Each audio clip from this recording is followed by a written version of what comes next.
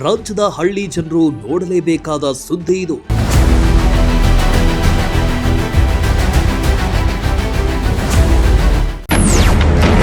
ಹಳ್ಳಿಗಳಲ್ಲಿ ಗೃಹ ಬಳಕೆದಾರರಿಗೆ ಸಿಲಿಂಡರ್ ಸಿಗುತ್ತಾ ಇಲ್ವಾ?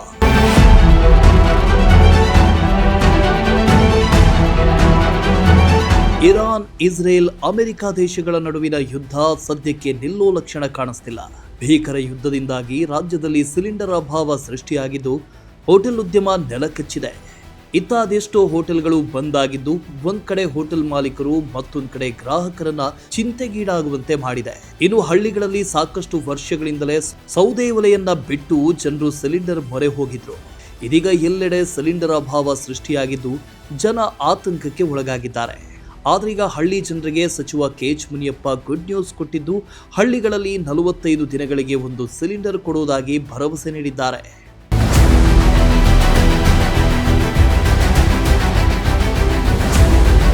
ಇನ್ನು ಹೋಟೆಲ್ಗಳಿಗೆ ಹೆಚ್ಚುವರಿ ಸಿಲಿಂಡರ್ ಕೊಡೋ ಬಗ್ಗೆ ಮಂಗಳವಾರ ಮತ್ತೆ ಸಭೆ ಕರೆದಿದ್ದು, ಅಂದು ಹೋಟೆಲ್ಗಳಿಗೆ ಎಷ್ಟು ಸಿಲಿಂಡರ್ಗಳನ್ನು ಕೊಡಬೇಕು ಅನ್ನೋದರ ಬಗ್ಗೆ ನಿರ್ಧಾರ ಮಾಡ್ತೀವಿ ಅಂತ ಮುನಿಯಪ್ಪ ಸ್ಪಷ್ಟಪಡಿಸಿದ್ದಾರೆ.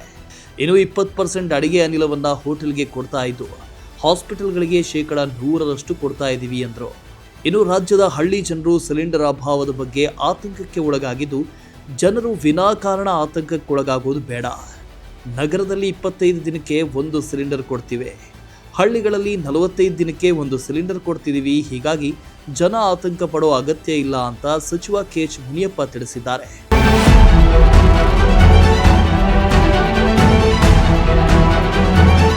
Bureau report, Prajashakti TV, Tumakuru.